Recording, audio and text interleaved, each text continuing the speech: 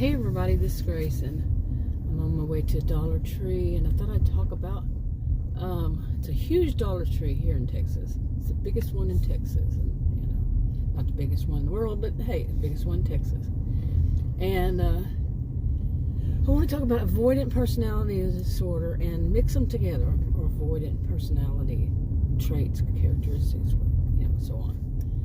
But it is just a few seconds ago, my SUV said it was 84 degrees. It is March 6, 2023. 84 degrees. This is Texas, like I said. And that's not so abnormal. But we've been having, as usual, lately, past so many years, is strange weather patterns. Usually it would be warm anyway, but yeah, we've been having those ups and downs and all that. And then I think a few days from now, overnight it's going to be in the 30s, but it keeps changing. So hey, that's pretty much the norm too, all year round. The forecast changes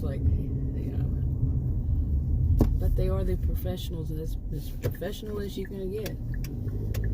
So nobody knows better than the professionals. But anyway, yeah, now it's saying 82, so I'm getting down the road a little bit. There's some wind hitting it. But okay, you're gonna go and I'm gonna go. We're gonna both go. Let's go. Okay, just sitting there. A lot of times people will just sit there. I'm serious. At that one right there, they just sit there. But anyway, but how I'm going to mix this together and blend it to explain what I know of it.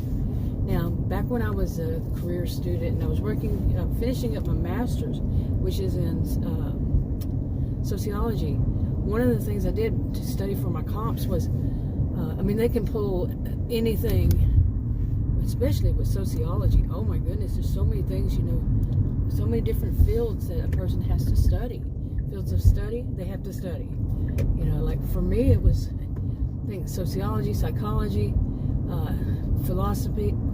I also had anthropology in there, and politics, government, history, even some law. Not like a lawyer's law, but some laws that would apply, like in social situations and around it and such. And okay, also like economics, on and on. And then there's just sociology itself. Oh my goodness, wow! And they can pull anything out of just the sociology itself. It's unbelievable. And then having to have some kind of background in the other stuff, the other things I just mentioned, and sometimes extensive background, and knowledge in it. Well, the way I studied for those comps, because like I said, they don't tell you what they're gonna question you on. I used to refer to it as like pulling a rabbit out of a hat, which made absolutely no sense, but I guess in a way it did. Way back then, years ago, many years ago. But that's what I would do. To get back to this, to study for them, like if I had a situation in my life that happened, I would apply that to some theory, some paradigm, some definition, and I would apply it to it, and that's the way I could remember. Now I'm one of those that has the hard time remembering the word or the phrase or the whatever, the title. Just say that. So you can't even remember that one. But you get what I'm saying. I had a hard time with that, and but I would remember the concepts. Always would remember the concepts. No problem with that. So like when you do as an undergraduate or in school, grade school, the teacher would do a matching thing. I never saw that in graduate school. Undergraduate, yeah. But like you match the term to the concept, to the definition, to the whatever it is. I was not good at that. I really had to study that to know that word. But anyway, I got way down the line on that one. But anyway, but that's how I would study for overall, is the concept to remember, and then I had to really focus hard on the word that it was applied, you know, to it. And it helped. I mean, I have my master's, you know, so, and it worked. And believe me, they could pull anything out of anywhere. And whew, that's sociology. I mean, I was a career student. I took classes in all kinds of fields. And to me, sociology was one of the toughest, you know, seriously, because there was so much to have to know. And why were you holding up traffic? Were you texting or something? I don't like it when other people say that. What were they texting? Man, you just get on down the road and I'm going to get away from you. Plus there's a school zone right here. So I'm going to apply this to it. I'm on my way to the Dollar Tree. Now, I have lived in this suburb of Dallas for most of the past 20-something years. And it had a reputation. When I first heard about this suburb over 30 years ago, I would say. And no place should have a reputation, because not everybody who lives there does whatever, you know, negative, bad reputation. Not everybody does that, but they get the same thing put on them, you know. Oh, you're from there. Plus, as a sociologist, my master's in sociology, I earned that. I really earned that. But the thing about it is, you know, here, and it's not just this one suburb, it's pockets. And it's not every place. It's just some people, and it's just some people. It's just some people and not every place. And it's not just one suburb. It's 4 of them connected and in just little pockets. You know, it could be that the people from one certain area go there and they're like that, but it's not. That's not it. But basically, the reputation is along the line of narcissism. Okay, narcissistic. It is a very wealthy, and that doesn't mean that it, you know, not all people who. Okay, not all people who are narcissistic are wealthy. You know, not all people who have a high sense of entitlement. They're entitled to things because what, they exist, or they were born somewhere. Well, you didn't have a choice in that. Okay, you really did not have a choice in where you were born. But some people, they do. They have just this sense of entitlement. It's unbelievable. But they're not all wealthy. Okay, but I have to say, it's rather concentrated, but it became part of the culture, is how I see it, and many years ago, and it's just kept developing, kept getting, you know, there was nothing or very little to tamp it down, you know, say, we're not going to allow this to become the given. You know, people very self-centered, apparently. I don't know, I wasn't here then. So. But yeah, it's pretty thick. You can practically cut it with a knife, as the old expression goes. But, and I do know the difference. Go outside of here, big world of difference. That little zone, I would say. Yeah. But okay, now let me skip ahead here. A kind of result of it has been, and I've done videos about it, giving examples of. You know, each time, not every time, but some of the times, like I go out to go somewhere, like I'm just innocently going out here to Dollar Tree, okay, and just, you know, going just to go shopping in something, but before I get finished with this, you know, shopping, okay, there's a police officer there, and plus I was in a school, just about to hit a school zone. I don't know where all the school zones here, and like one of them just kind of crept up on me. Both of those, but yeah, it's not the time for the school zone, the time or whatever you call it, no. But anyway, I don't talk when I go through school zones. Anyway, where was I in this? It's a lot of traffic and a lot of confusion right here. Yeah. Okay, they keep, you know, working on different lanes, so they keep changing. Yeah. And this is pretty much a big part of here, not just this road. But anyway, as far as, to get back to this, whenever I go shopping, you know, I jump ahead again. Whenever I go shopping, there is a really good chance, you know, that, see, they changed these lanes all of a sudden. Which one it is. Even the police officer had to change lane. But, you know, anytime I go shop, it's like And I'm not that type of person who thinks in terms of every time and everything, everyone, all people, all this. I'm just not that type to think that way. But it's weird that I'd say a high percentage of the time when I go out, there's going to be something that happens. Whether it happens to me, that falls along this line of narcissism, whether it happens to me and other people, or just other people. Boy, I'm following the cop and he's having to change lanes too. That's funny. But yeah, is it his beat? That is kind of funny.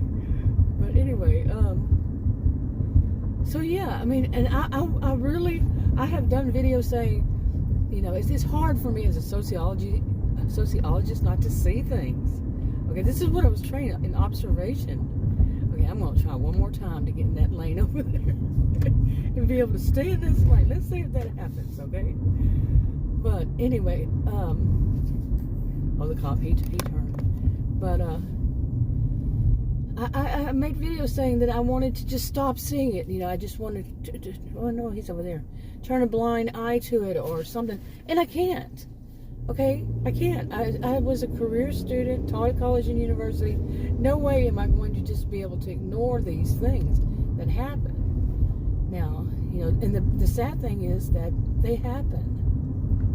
And I know a lot of people say, well, that's everywhere. They haven't said it to me, but one time years ago. But of course I know that it happens to other people. It happens in other places. It's not just exclusively here. But like I said, it is so thick you can practically cut it with a knife. It is different. It is much more. Okay? And that in any place I personally know. And I used to travel a lot. Okay? A lot. Still do sometimes. And I'm talking road trips where you really get to know the people, you know what I'm saying? And stop in places and get a little bit, know the culture.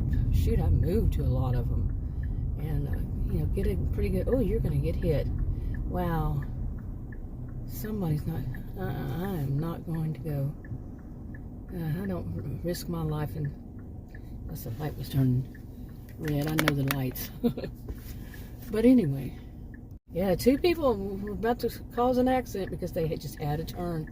They didn't want to waste a few seconds, man, maybe a whole whopping minute or 2 of their lives. They'd rather cause an accident. And yeah, I know my view probably wouldn't be popular amongst a lot of people because that's just not how, too many these days are not taught that. They're just not taught that. And that would be that your life is worth more. And this could be even a part of this avoidant personality disorder. They're not taught that your life is worth more than a few seconds, a few minutes. Maybe somebody behind you might honk at you like you should have been going, you should have, and then you feel like a need to bow down to peer pressure or something like that. No, if it's against the law and you're doing it, it's against the law. They're not paying your ticket. They're not going to be the ones that the person in the hospital for you. They're not going to be before the judge. But people aren't taught that. Not enough. I'm not saying everybody. None of this is everybody. Like I said, I'm not that type to think that way. But too many are not taught that. What's more valuable is your life. And you are going down the wrong direction there. Oh boy. Okay, now I could say that and the next thing you know I get in an accident or something. I mean, it happens. That happens. I've often said, there's that always. I don't even think in terms of always, but I've often said that whenever I am judgmental about something, I am tested by my own yardstick. Seriously, I'm measured by my own yardstick. It's going to come up that something I do, and then I'm going to have to see how did I react? How did I behave? And anyway, back to this part. Here was the Dollar Tree. I don't know if you saw it. I don't know if it was in that last clip, but it's a huge Dollar Tree. And I'm going to go in there, and pretty much any time, like I said, pretty much any time I go shopping in any place, there will be something, some kind of situation. Okay, and sometimes it is that of people overstepping, well, not overstepping boundaries, but stepping over boundaries. Those two mean 2 different things. Really. Really they do. I've used them interchangeably myself, so see, by my own yardstick. But no, they just step over people's boundaries. They act too much like some people act as though that they have some kind of, I don't want to call it right, or I don't want to call, we have rights, but you have freedom of speech, but there can be consequences. Not my rule, that's how it is. But and they just feel like they can say or do anything they want. Some people, some, not a big percentage either. Okay, I'm gonna get closer to wrapping this up. Boy, it's all of a sudden a lot of traffic. A lot of people going in and out of that store over there. That's a floor decor store. Floor and decor. But, I don't know if I've ever been in there. But anyway, there's too many. Like I said, it's a small percentage, so I believe. I don't have any actual study on it.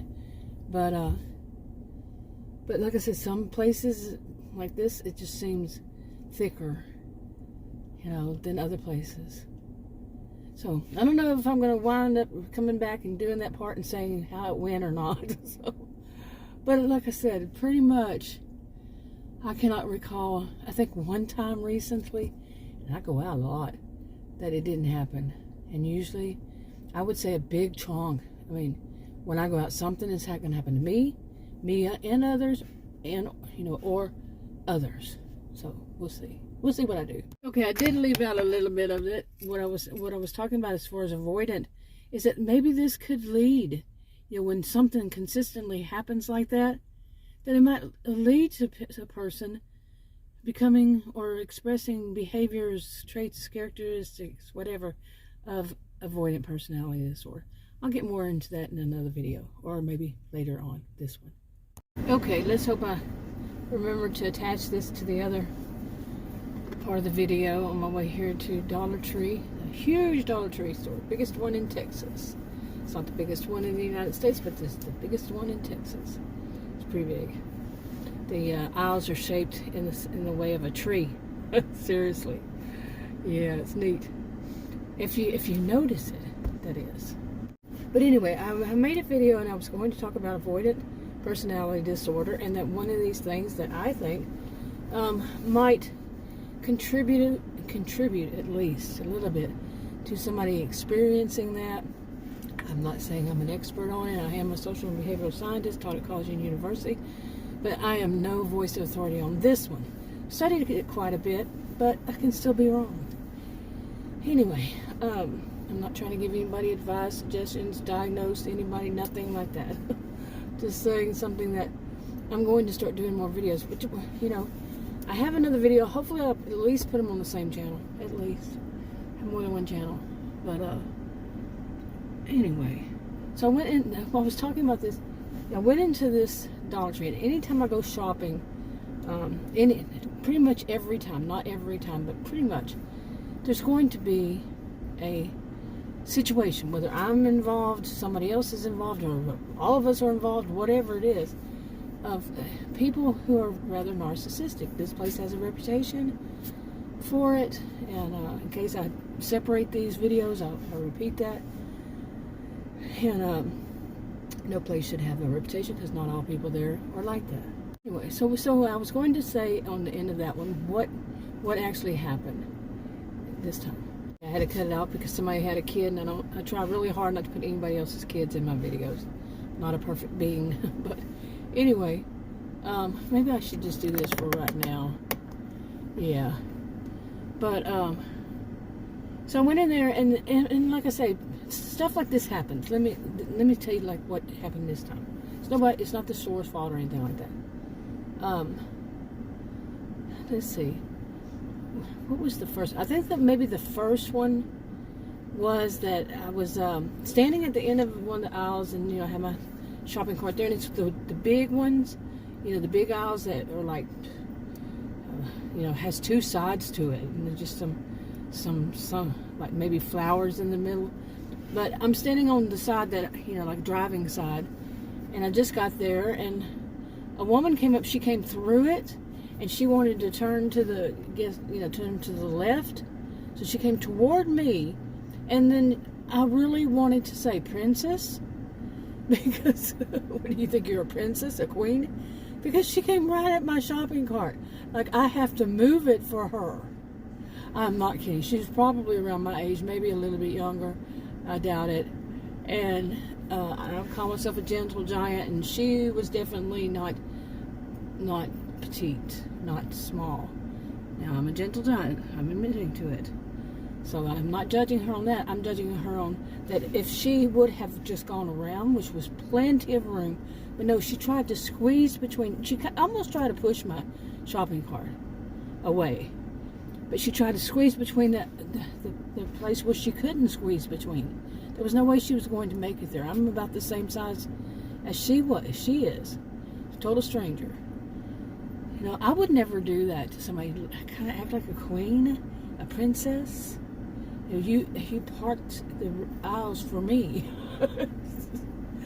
You know, I said that, you know, as a sociologist, I tried to tell myself, just don't see this. Just don't see this stuff. There's no way. My master's degree is in sociology. I taught at college and university. How am I not going to see it? And I know that, but I try hard sometimes. But then I had a whole situation go on. It's a long story. I've made videos. I don't know if I want to put it on the same channel. But it was because a cashier, about my age, a man, about my age, he apparently is one of those who does that thing. See, Adam doesn't do it because I have chemical allergies and because he just doesn't like the stuff. But cologne and all that, he doesn't wear it. My dad didn't. I don't think my dad really did, maybe a little bit. And my brother, I don't think he did either. Or he does. I don't think he does. And so I'm not, you know, really in my life, I never was around men who would do that. Putting, you know, like, I've seen it on TV, I guess. You know, they pat their faces, maybe aftershave, or maybe it's just cologne. Some of them put it on their hands and then they put it on their face, you know, and slap their face or whatever. Well, when you're a cashier in a grocery store, and the grocery store actually sells products that have on there fragrance free, now why do you think that? Because people like me have chemical allergies, have fragrance allergies, allergic to perfumes, cologne, this kind of thing. It can actually literally kill me. Okay? Now, you're working in a grocery store and somebody's going in there and they're buying these kinds of products. You really think it's good to have that kind of stuff on your hands and that it stinks it up so bad that the person has to throw the groceries away? Okay, because it permeates, it gets inside of the groceries and gets on the actual food. You think that's a wise, but in the store says, well, we can't tell them not to. It's a right. Well, there's a right to life that trumps, that's over everything. It beats all that, as far as I know. I'm not a law enforcement, you know, or of any kind. I'm not a lawyer or judge or any of that, but I'm pretty sure it does. If I'm going to take their mentality, it's their right. I think life beats it all. Yeah, right to life. So the person in the grocery store is putting this kind of chemicals on items. I'm not the only person on the planet that has chemical allergies. So how many other people have they really caused problems? And I'm going to tell you, that experience, it kept trickling. It kept, you know, like a ripple effect. It's still going. Unbelievable. But at the same time, believable. You know, that somebody would do that in the first place. So the reason I'm talking about this one, here I was in Dollar Tree. And it's not Dollar Tree's fault. Okay? It's that person that they're not thinking. But they weren't thinking all around. Because I just walked into one of the aisles. I'm serious. And I'm standing at the end of it. They had this huge midsection, like a tree, you know, like the body of the tree, the main big body of the tree. It's shaped, and it's big, it's huge, seriously. And it's all the candy and the snacks, like potato chips and all that. And I just turned down that, and this guy, he was an elderly man, and the son was probably around my age, and I'm guessing it's a son. And they came right there where I was standing, and kind of basically cornered me in where I was standing, because apparently maybe they think they're the prince and the king. It's a theme today or something. But seriously, and oh my gosh, one of them, if not both, was wearing that same kind of scent. And oh my, you wouldn't believe, I got myself out of there fast, and it was so strong, just like that guy. I am serious. That experience, and there was another one before that, but I didn't know that it could have been the same man, because it was a delivery. And then when I called him back 3 months before that one, and I called him and I said, this is the situation, and the person was, she said she was the manager. When I called, I just called the number, and she said she was the manager that had a situation, and she was just as rude. And before this other one, that was, it wasn't the same person. Maybe she got fired or something. But anyway, it was, it was the same. It was the same cologne, and I have a feeling that maybe this is the cologne of, that's out, or the hit, or whatever it is. You know what I'm saying? I don't know. I really don't know. But it's the same smell, and it is, to me, it's poisonous. To me, it's odor. It's not cologne. It's odor. To them, they probably think it smells great. Apparently, they wear enough of it. So, hey. Okay, as far as the other thing, and yeah, you hear my air conditioner because it's warm, so that's a good lead into this. Right after I got in there, one section of it, all of a sudden, I got so hot, and it's past, I'm 59 years old, so it's no hot flash or anything. No, it was, I just got real hot, started sweating, and I'm like, oh my goodness. It's right now, mine says, I'm under these little things right here, not much shade, but it says 82 degrees, okay? And there, it felt like 100 in that one little section, right close to the front. And the more I moved in, it started to feel better. But my face, oh my goodness, I don't know. Usually when I go into any store, it doesn't matter which one, I'll come out feeling like pieces of sand in my skin. And I think it's usually cologne, somebody's cologne, but an allergic reaction kind of thing. But anyway, so when I got to the cashier, she was a nice young woman, and I said, man, I went in there and I got really hot. And she said, because I wanted to find out, do they really have the heater on? It was just a nice way of trying to find out, because I was curious. Are they really running the heater when it's 80-something degrees outside? And I'll tell a story about that maybe one day, of what had happened to me and my niece, Adam's niece. She's an adult, and basically both of us got really hot. But anyway, I asked the young woman in the cashier, I said it like that, and she said, I know some places in the store, the air conditioner units are out, and it gets so hot. And I said, yeah, it does really. It was really hot. And I'm serious, it's probably, probably my face was probably blotched up red, it was bad. So, and I was like, ugh. And I didn't have anything to drink with me. And I don't know, the thought of going through the line just to pay for a soda in there, and then go back and, Adam and I had that whole situation just a couple days ago, 2 or 3 days ago. And we were so thirsty in a Home Depot. So we bought sodas. We were part of the way shopping, so we bought sodas. I kept the receipt right there in my thing. And when we went to check out, I said, we got to check out with the same person, same woman. She was around my age, and a little older than I. And she said, you did pay for that, right? She goes, oh yeah, I remember you now. So, yeah, so I don't like those awkward situations. But the whole thing, like I said, and I wonder how much of this could, if it could, I would think so, contribute to somebody's experience, or how would I put it? Maybe like they want to avoid places in that sense. They might not, if it happens consistently like it has for me for the past 20-something years. Even before that, I've lived in places where people think that they own it. And I know that happens in a lot of places. Even before these past 20-something years. In other places, like I say, you know, you're standing right there and people just come up and, like, you're in their way. What the crap? No, you don't own any store. You don't own the road. I know it happens. I know. I'm well aware. But could that lead somebody to say, I really don't want to deal with people in the public because it's just such a, you know, there's this thing called complex post-traumatic stress disorder. And sometimes some of this stuff can be extreme. Like, you know, people who are so threatening. You know, if you're in their way on the road, the whole road rage kind of thing. And the same kind of store road rage. You know, really. See what I'm saying? Anyway, I'm wrapping this one up. But I'll talk more on this. I'll try to. Talk to you on another video. Bye.